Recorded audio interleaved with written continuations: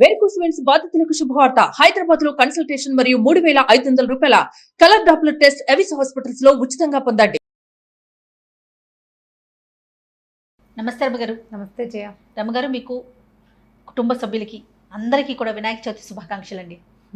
Thank you. నీకు, Suman TV కుటుంబ సభ్యులందరికీ, అలానే సుమన్ టీవీ ప్రేక్షకుల కుటుంబ సభ్యులందరికీ కూడా వినాయక చవితి శుభాకాంక్షలు. ఓకే రమ్మగారు. వినాయకుడు అందరినీ చల్లగా కాపాడాలి. ఈ సంవత్సరం కూడా చల్లగా తేలిగ్గా వెళ్ళిపోయి వచ్చే సంవత్సరం కొంచెం మంచి శుభమైన పరిస్థితుల్లోకి అందరూ అడుగు పెట్టాలని కోరుకుందాం మనస్ఫూర్తిగా. అలానేనండి. మరి వినాయక చవితి రోజు ఆయనకి మనం ఏ విధంగా పూజ చేయాలి, ఏ విధమైన నైవేద్యాలు పెట్టాలి, పూజా విధానం ఒక్కసారి మనం ఎప్పట్లాగానే వినాయక చవితి ఏటా చేసుకుంటాం. ఏటా కొత్త, అంతే కదా, ఏటా ప్రత్యేకమే ప్రతి సంవత్సరం. అయితే ఈ సంవత్సరం మామూలుగా పెద్దగా పబ్లిక్గా వినాయకుడి పూజలు, సోషల్ పూజ కొంచెం తక్కువగా ఉంటుందేమో, ఒకవేళ చూడాలి ఎట్లా ఉంటుందో. అంటే నిరుడు కూడా మనం లాస్ట్ ఇయర్ కూడా ఎక్కువగా పబ్లిక్లో చాలా తగ్గించాం. ఈ సంవత్సరం కూడా ఇంచుమించు అదే పరిస్థితిలో ఉన్నాం. వచ్చే సంవత్సరానికైనా ఈ సమస్యలు తీరిపోతే బాగుంటుంది. మరి అయితే మనం వినాయక పూజ చేసుకోవాలంటే తప్పకుండా చేయవలసింది మట్టి వినాయకుడిని తెచ్చి పూజించుకోవటం ప్రధానమైంది. వినాయక చవితి పొద్దున్నే తలస్నానాలు చేయటం, పొద్దున్నే తలంటి పోసుకోవటం, నూనె రాసుకుని తలంటి పోసుకోవచ్చు. తలస్నానాలు చేయటం, పిల్లలు పెద్దవాళ్ళు ముందే ఇల్లు శుభ్రంగా చేసుకోవటం. ముందు రోజు పొద్దున్నే వాకిళ్ళు వచ్చి చక్కగా ముగ్గేసుకుని గడపలకు పసుపు రాసుకుని ఎక్కడ మనం వినాయకుడిని పెట్టదలుచుకుంటున్నామో ఆ స్థలాన్ని, ఆ ప్రాంతాన్ని శుభ్రపరిచి ముందు రోజే మనం పాలవెల్లి, మన ఇంట్లో రెడీగా ఉన్న పాత పాలవెల్లి ఉంటే పాలవెల్లిని దించి శుభ్రంగా కడిగేసి దానికి పాతవి ఏవైనా పురికొసలు, తాళ్ళు ఉంటే అవన్నీ తీసేసి చక్కగా పాతవి తీసేసి ఫ్రెష్గా మళ్ళీ శుభ్రంగా కడిగి దానికి కొంచెం పసుపు రాసి పక్కన పెట్టుకోవాలి. ముందు రోజు రాత్రి పాలవెల్లిని చక్కగా శుభ్రంగా తయారు చేసుకుంటే పొద్దున్నే పిల్లలు, మగవాళ్ళైనా చేయొచ్చు, ఆడవాళ్ళు వంట చేసుకుంటారు, మగవాళ్ళు ఈ పనులు చేసుకోవటం. పిల్లల్ని తీసుకుని చక్కగా బజార్ వెళ్ళి మనకు కావాల్సిన పత్రి అవి తెచ్చుకోవటం. పత్రి కొనుక్కునే అవకాశం ఉన్నవాళ్ళు కొనుక్కోవటం. చుట్టూతా మొక్కలు, చెట్లు, చేమలు ఉన్నవాళ్ళైతే, పల్లెటూళ్ళలో ఉన్నవాళ్ళైతే ఏకవింశతి పత్రాలు, 21 రకాల పత్ర పూజ చెప్పుకుంటాం కదా, ఆ పత్రాలన్నీ మెల్లిగా వెతుక్కుని కనీసం కొన్నైనా దొరికినవైనా సరే మంచివి మన చేతితోటే కోసుకుని తెచ్చుకుని గరిక పీకి కాస్త బలంగా లాగి తెచ్చుకోవటం. ఒకవేళ మన వాకిట్లో గరిక ఉంటే ముందు రోజు సాయంత్రమే నీళ్లు జల్లి పెడితే మర్నాడు పొద్దున్న తీయటానికి సులువుగా ఉంటుంది. ఓకే.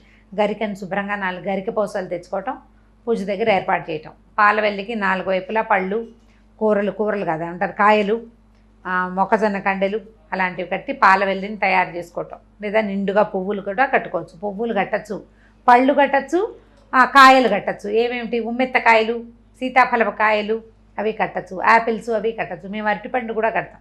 మేము కడుతున్నాం. మొక్కజొన్న పొత్తులు ఇట్లా అన్నీ కట్టి చక్కగా పాలవెల్లిని సిద్ధంగా చేసుకోవటం. ఈ గణపతి విగ్రహాన్ని చక్కగా, చిన్న మట్టి విగ్రహాన్ని, మామూలుగా గణపతి విగ్రహాన్ని నిద్ర చేయించకూడదంటారు చాలా ఇళ్లల్లో. ముందు రోజే తెచ్చి పెట్టుకోవటం మన పద్ధతి కాదు. ముందే వెళ్ళి వినాయకుడిని తెచ్చుకోవటం అనేది, గణపతిని ఇంటికి తెచ్చి అప్పుటా పండగ చేసుకునే కమ్యూనిటీస్ కొన్ని ఉంటాయి, కానీ మన దగ్గర ఉండదు. మనం చవితి రోజే వెళ్తాము. ఎక్కువ భాగం చవితి రోజు పొద్దునే వినాయకుడిని తెచ్చుకోవటమే మన పద్ధతి. ఒకవేళ మీ ఇళ్లలో ముందే తెచ్చుకునే పద్ధతి ఉంటే అది వాళ్ళు మన అలవాటుని బట్టి మట్టి వినాయకుడిని తెచ్చుకుంటాం. ఈ తెచ్చుకున్న వినాయకుడిని చక్కగా ఈ ఒక పీట ఏర్పరచుకుని పీట మీద కాసిన బియ్యం పోసి కొత్త వస్త్రాన్ని కానీ, ఏదైనా కొత్త ఉత్తరీయాన్ని కానీ, లేదా చిన్న కొత్త బ్లౌజ్ పీస్ని కానీ, మేమైతే కర్చీఫులు కూడా వేస్తున్నాం, కొత్త కర్చీఫులు. మరి వినాయకుడు బుజ్జివాడు ఇంతే ఉంటాడు, ఇంత పెద్ద వస్త్రం ఎందుకు, అలాగనమాట. పీట మీద వేసుకోవటానికి బియ్యం పోసి, బియ్యం మీద ఈ వస్త్రం వేయటం, వస్త్రం మీద వినాయకుడిని నుంచోబెట్టడం అనమాట. తమలపాకు వేయరమ్మ గారు? మా వస్త్రం అలవాటు. ఓకే, మేము తమలపాకు వేస్తాం. ఒక అలవాటుని బట్టి. అయితే బియ్యం మీద తమలపాకైనా వేయచ్చు, వస్త్రమైనా వేయచ్చు. వేసి తమలపాకు ఉంటే తమలపాకు కూడా అట్లాగే ఇది నిలబెట్టుకోవటం. తర్వాత మనం చక్కగా అన్ని పత్రి, పువ్వులు, పళ్ళు అన్నీ చక్కగా నీట్గా అరేంజ్ చేసుకుని పిల్లలు, మగవాళ్ళు పూజ చేసుకుంటారు. ఆడవాళ్ళు కూడా పూజ చేసుకోకూడదని కాదు, ప్రసాదం చేసుకోవాలి కదా. మళ్ళీ నైవేద్యాలు చేయాలి, రెగ్యులర్ వంట జరగాలి, రోజువారీ వంట, ఆ రోజు బ్రేక్ఫాస్టు, ఇంట్లో చిన్నపిల్లలు ఉంటే వాళ్ళకి కావాల్సినవి చేయాలి కదా. తర్వాత కుడుములు, ఉండ్రాళ్ళు వంట చేసుకోవటం. మామూలుగా అందరిళ్లలో ఇప్పుడు ఇవాళ ఈ వినాయకుడి నైవేద్యానికి పెద్దగా గారెలు, బూర్లు, పులిహోర అవి తక్కువ చేస్తారు. అవునండి. వాటికంటే కూడా కుడుములు, ఉండ్రాళ్ళు, పాలకాయలు, జిల్లేడుకాయలు, అవే చేసుకుంటాం ఎక్కువగా. పాలు తాలికలు చేస్తారు. అవును. తర్వాత ఏమో ఈ మన నానబెట్టిన బియ్యము, ఉమ్. దాన్ని ఏమంటారు, నానుబాలు అంటారు. నానుబాలు అంటే బియ్యం నానబెట్టి నీళ్ళు చేసి బియ్యం కొద్దిగా పొడార్చి అది పెడతారనమాట. అటుకులు పెడతారు. తర్వాత పటిక బెల్లము, చెరుగడ ముక్కలు ఇవన్నీ సిద్ధం చేసుకోవటం. చక్కగా పూజా విధానం పూర్తయ్యాక ఈ పళ్ళు కాయలు కథ చదువుకోవడం. ముందు నైవేద్యం పెట్టేసి అప్పుడు కథ చదువుకుంటాం. నైవేద్యం అయ్యాక కథ చదువుకుంటాం. ప్రశాంతంగా వినాయక జననం, వినాయక ఉత్పత్తి కథని తాపీగా వినడం. విన్న తర్వాత కథ మనం చెప్పుకునేటప్పుడు ఏం చేస్తాం, అక్షింతలు చేతితో పుచ్చుకొని కూర్చుంటాం కదా. అవునండి. అక్షింతల్లో సగం స్వామివారి మీద వేయటం, మిగిలినవి మన మీద వేసుకోవటం.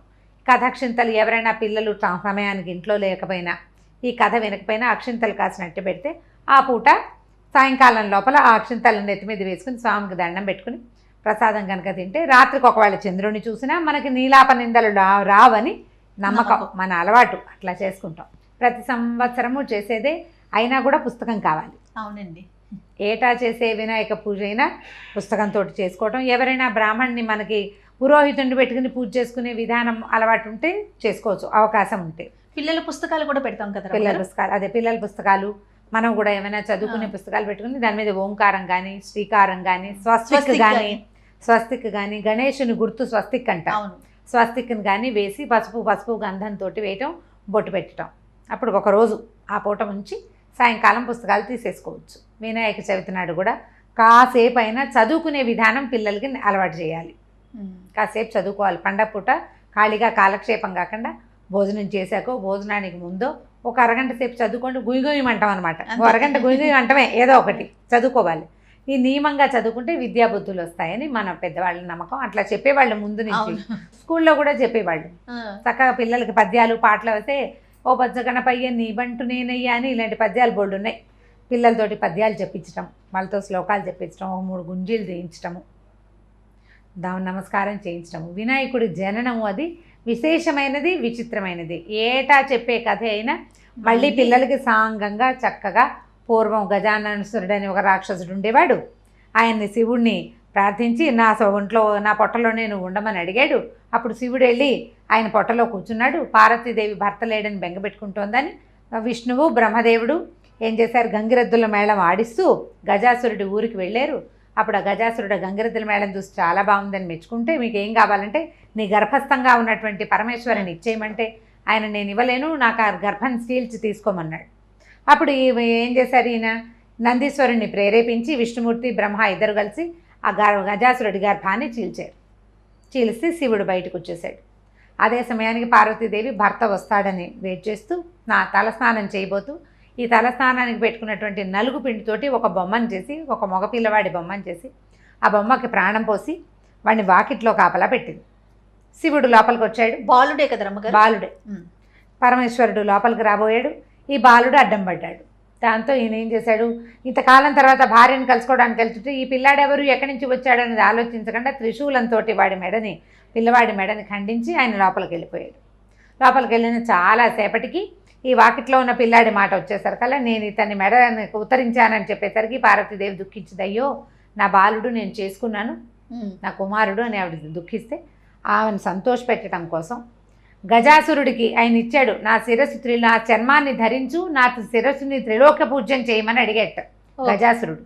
ఆ త్రిలోక పూజ్యం చేయటం కోసం ఆ గజాసురుని యొక్క శిరస్సుని ఈ వినాయకుడికి పిల్లవాడికి అతికించారు. అందువలన ఈయన గజాననుడు అయ్యాడు. శివపార్వతులేక ముద్దు బిడ్డ. ఇప్పుడు పార్వతీదేవి ఆయనకి జన్మనిచ్చింది, ఒక బొమ్మను తయారు చేసింది. ఈ మా శరీరంలో ప్రధానమైన అవయవం ఏంటి, శిరస్సు ప్రధానాంగం. ఆ శిరస్సుని పరమేశ్వరుడు ఇవ్వటం వల్ల వాళ్ళిద్దరికీ కుమారుడైనటువంటి ఈ గజాననుడు ఈ పిల్లవాడు తర్వాత గణాధిపత్యాన్ని తీసుకున్నాడు. దేవగణాలకి ఒక అధిపతిని కావాలి, విఘ్నాలకి ఒక అధిపతి కావాలి. విఘ్న దేవతలు అని కొంతమంది ఉంటారట. ఏ పని ఉన్నా పాడు చేస్తారు వాళ్ళు. వీళ్ళు ఏంటంటే అందులో 3 ముఖాల వాళ్ళు, 7 ముఖాల వాళ్ళు, ఏనుగు ముఖాల వాళ్ళు, పాము ముఖాల వాళ్ళు, నక్క లాంటి ముఖాలు ఉన్న వాళ్ళు కూడా ఎంతమందో ఉన్నారు విఘ్న దేవతలు. వాళ్ళు ఏమిటంటే పని పాడు చేయటానికి ఉండే లక్షణం కలిగిన వాళ్ళు. ఈ విఘ్న దేవతలకి వాళ్ళని పక్కకి తీయటం కోసం ఒక దేవుడు కావాలి, వాళ్ళందరినీ కంట్రోల్లో పెట్టేవాడు ఒకడు కావాలి. అందుకని ఈ గణపతిని ఈయన పిల్లవాడిని, ఏ పిల్లవాడిని అయితే వీళ్ళు గజానసురుడి శిరస్సును పెట్టి పిల్లాన్ని బతికిచ్చారో ఆ అబ్బాయిని ఇలాగా గణాలకి అధిపతిని చేశారు. ఆయన గణాధిపత్యము స్వీకరించాడు, విఘ్నాధిపత్యము స్వీకరించాడు. ఆ రెండు తీసుకుని దేవగణాలకేమో గణనాయకుడుగాను, తర్వాత ఏమో ఈ విఘ్నాలకి అధిపతిగాను ఆయన్ని పూజ చేస్తే ఇవేవి ఎవరిని బాధించవు. ఆయనని పూజించని వాడిని ఇబ్బంది పెడతాయి విఘ్నాలు. విఘ్న దేవతలను ఉంటారట కొంతమంది ప్రత్యేకంగా, వాళ్ళు ఏంటంటే పనిపాడు చేస్తారు. ఆ తర్వాత కాలంలో ఈయన విఘ్నాలకు అధిపతి అయిపోయాడు. ఆ రోజున అందరూ కలిసి ఆయన బోళ్ళంత భోజనాలు పెట్టి కుడుములు అపూపాలు అవి ఇవి పెడితే సాయంకాలం అవన్నీ తిని కొన్ని తన వాహనానికి ఇచ్చి మొత్తానికి ఎలాగోలాగా వస్తున్నాడు. అమ్మా నాన్నని చూసి దండం పెట్టపోతే పొట్ట ఎత్తుగా వచ్చేసి బ్యాలెన్స్ కుదరక చాలా ఇబ్బంది పడుతుండేసరికల్లా చంద్రుడు ఎక్కడన్నాడు, శివుని శిరస్సు మీద ఉన్న చంద్రుడు అతన్ని చూసి నవ్వేసరికల్లా ఆ నవ్వుకి అంటే ఆ చంద్రుడి చూపుకి ఈయన బొజ్జ పగిలిపోయిందట. పగిలి అందులో ఉన్న కుడులు అవి దొర్లేసినాయిట అటు ఇటు. దాంతో ఆవిడ బోళ్ళు దుఃఖపడి, దుర్మార్గుడా నీ చూపు వల్లే నా పిల్లవాడు ఇట్లా అయిపోయాడు, దిష్టి తగిలింది కాబట్టి నిన్ను చూసిన వాళ్ళందరూ నీలాపలిందలు పాలైపోతారని శపించింది.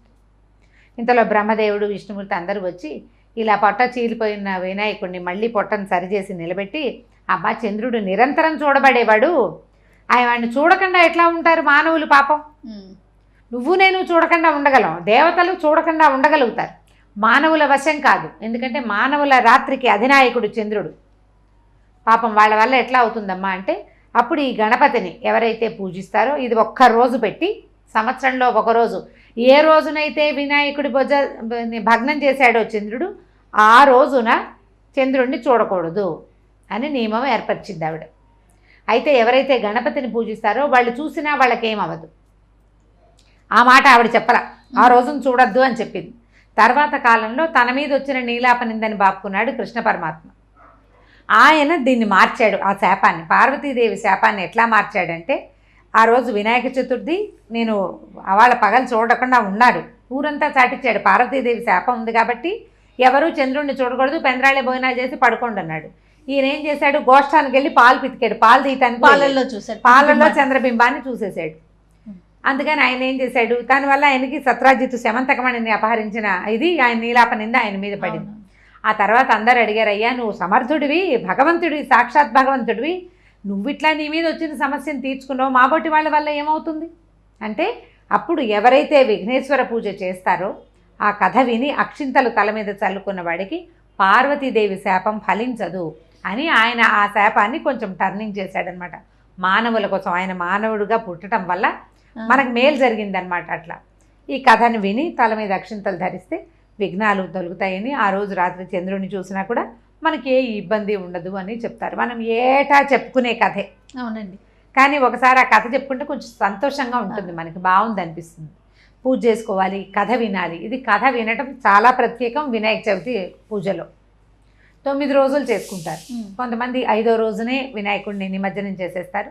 కొంతమంది 9 రోజులు ఉంచుకొని నవరాత్రులు చేసి 9వ రోజు తర్వాత చతుర్దశి నాడు నిమజ్జనం చేస్తారు. అయితే ఈ నవరాత్రి పూజకి రోజుకొక వేషం వేయటము అవి ఉండవు. ఎక్కడ మనం దసరా నవరాత్రులు చేస్తాం, శరణవరాత్రులు అలంకరణ ఉంటుంది. ఇక్కడ రోజుకొక అలంకారం ఏమి ఉండదు, రోజుకొక ప్రసాదం చేసుకుంటాం. ప్రతిరోజు అదే గణపతి పూజ. 9 రోజులు అర్చన ప్రధానం, అంతే, అవతారాలు ఏమీ లేవు. అదే గణపతి కానీ అర్చన ప్రధానం కాబట్టి 9 రోజులు అర్చించి 10వ రోజున నిమజ్జనం చేయటం ఒక విధి, అలవాటు. 3వ రోజున చేయొచ్చు, 5వ రోజున కూడా చేయొచ్చు, 7వ రోజున పనికిరాదు. 9 రోజులు అయ్యాక చేయొచ్చు అన్నమాట. 9వ రోజు పూజ చేశాక నిమజ్జనానికి తీసుకెళ్ళిపోవచ్చు. ఎవరెవరి అలవాట్లు అవకాశాలు ఇబ్బందులు లేకుండా ఇంట్లో ఉంటే ఉంచుకోవచ్చు. 9 రోజులు చేసుకోవచ్చు నవరాత్రులు. రోజు సాయంకాలం అయ్యేసరికి పొద్దుటిపూట చేయరు, మామూలుగా పొద్దున్న దీపం పెట్టి ఊరుకుని సాయంకాలం చక్కగా పూర్తిగా పూజ చేసుకుని ఏదైనా ఒక నైవేద్యం చేసి చక్కగా హారతి ఇచ్చి దేవుడికి దండం పెట్టుకోవటం. మన విధానాన్ని మన అలవాటుని బట్టి చక్కగా చేసుకోవచ్చు. గణపతి చవితిని తప్పకుండా ఆచరించాల్సినటువంటి పర్వదినాల్లో గణేష్ చతుర్థి ముఖ్యమైనది. అవునండి. ఈ గణపతిని ఆరాధించడం వల్ల ఏంటంటే జ్ఞాన వృద్ధి, బుద్ధికి కుదురొస్తుంది, పిల్లలకి విద్య వస్తుంది. మనం జీవితంలో చేయబడే ప్రతి పనికి ఆయన అడ్డం కాకుండా ఉంటాడు. అంటే ఆయన కాదు, వచ్చే రకరకాల అడ్డంకులకి ఆయన అడ్డంగా ఉంటాడు వాటికి. అందుచేత మనం జీవితంలో ముందుకెళ్ళాలంటే మనకి గణపతి పూజ చాలా ముఖ్యమైనదని ఇది మనకు అలవర్చి ఉంచారు. దాన్ని మానకుండా చిన్నెత్తునైనా బోల్డ్ ప్రసాదాలు చేయవు, చాలా పత్రి తెచ్చుకోలేవు, కొద్దిగా తెచ్చుకో. వాకిట్లో గరికి దొరుకుతుంది, దుర్వాయుగ్మ 4 గరికి పూసలు తెచ్చుకోండి, 2 తులసి దళాలు పెట్టుకోండి, అవి దొరికేస్తాయి సులువుగా. అంత మాత్రంతోటైనా పూజ చేసి కొద్దిగా అంత ఉండ్రాళ్ళు పచ్చి చలిమిడైనా సరే పెట్టి గణపతి పూజ చేసుకోండి. మట్టి వినాయకుడిని మాత్రమే పూజించండి గణేష చతుర్థికి.